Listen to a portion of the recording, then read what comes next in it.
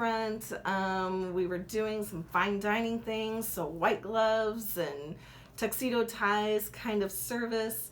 And I left there. I did some private clubs where I opened up the front of house. I got to be the person that you hired if you needed your business to do better, right?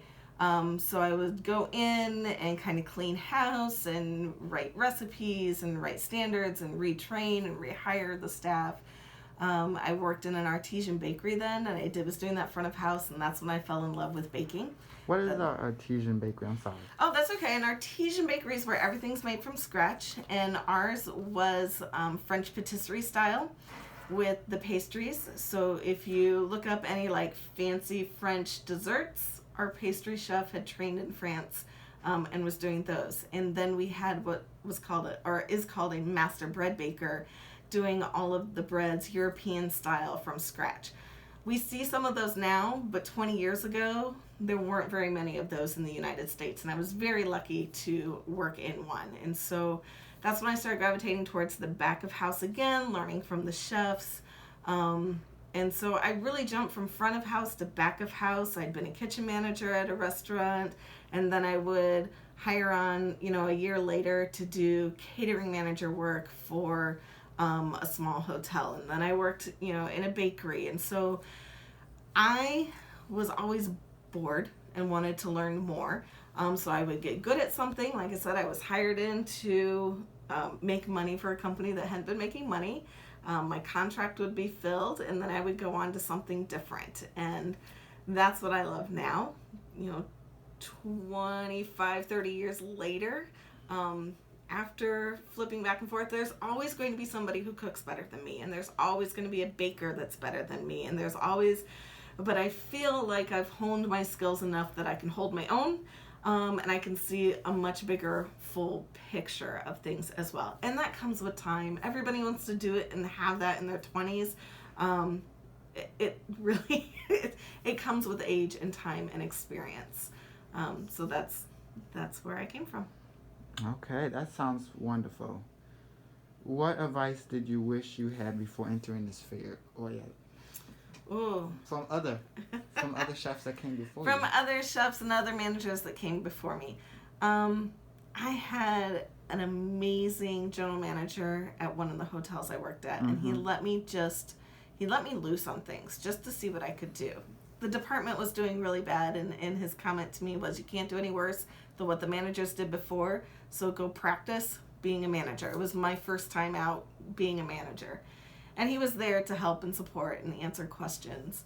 And I hope that everybody has one of him in their lives, in their careers, to help them. But I'm a very aggressive person, and I like to get the job done, and I don't have a lot of patience. I wish someone would have told me a little bit sooner to step back and look at the whole picture, not just what your job is, but what is everybody else's job, and how do they all fit together, and how do you fit into that puzzle piece to support everyone.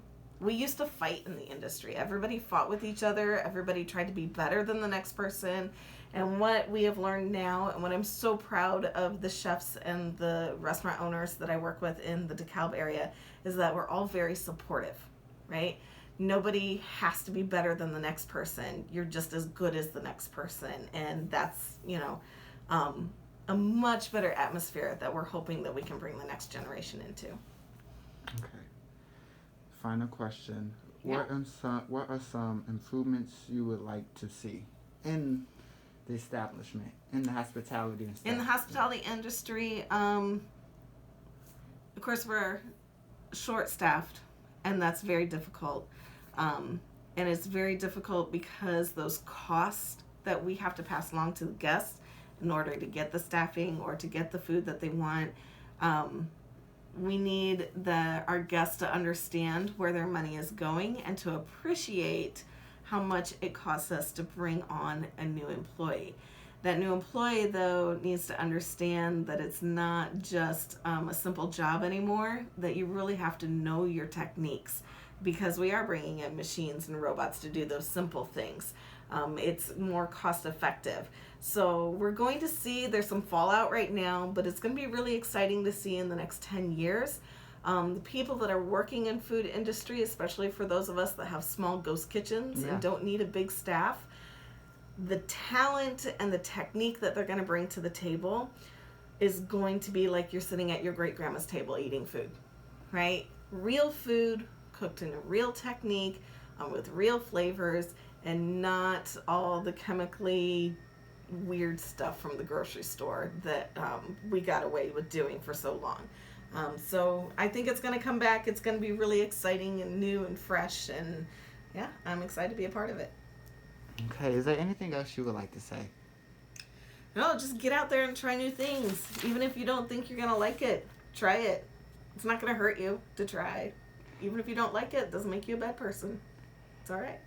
You'll be surprised at what you do like. That's true. Now, what license or degrees do you have in?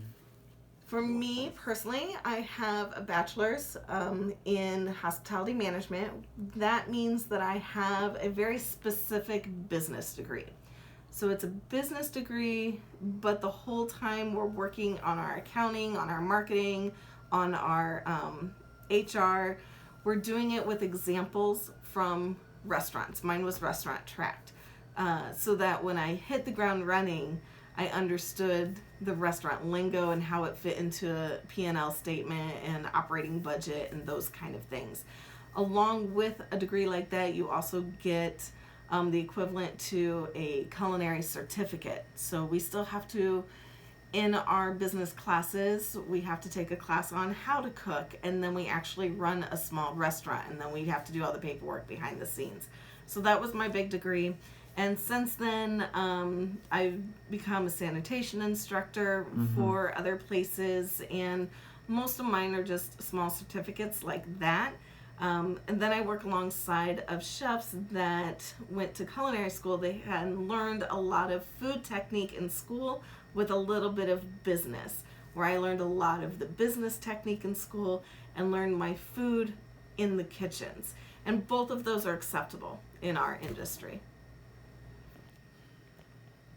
Well, that was a lot. Well, thank you for letting me do this interview with you.